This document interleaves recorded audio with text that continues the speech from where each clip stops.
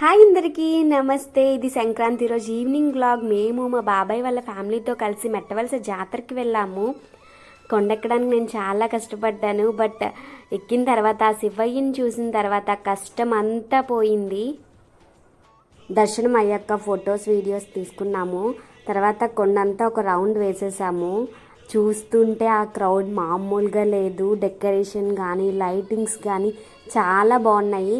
నేనైతే పోల్పిలమ్మ జాతర తర్వాత మళ్ళీ హైలైట్గా చూసింది అయితే ఇదే.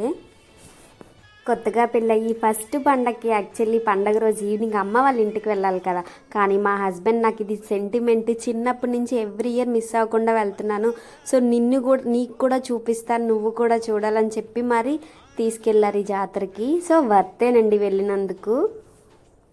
చెల్లి వాళ్ళు గుర్రం ఎక్కితే నా చిన్నప్పటి మెమరీస్ అన్నీ గుర్తొచ్చాయి. జాతర అంతా తిరిగి అలసిపోయి చిన్న ఫ్లవర్ ప్లాట్స్ 2 తీసుకున్నాను. ఇంకా పల్లి చాట్ తినేసి రిటర్న్ ఇంటికి వెళ్ళిపోయాము. మా బాబాయ్ దివాళీకి మీరు ఎలాగో రాలేదుగా, ఇప్పుడైనా అందరం కలిసి ఆ వైపు తీసుకొద్దామని అన్నారు. సో క్రేకర్స్ అన్నీ కాల్చేసాం.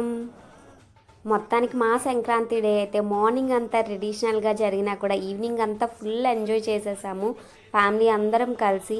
మీ సంక్రాంతి ఎలా అయిందో కమెంట్ చేయండి. Thanks for watching.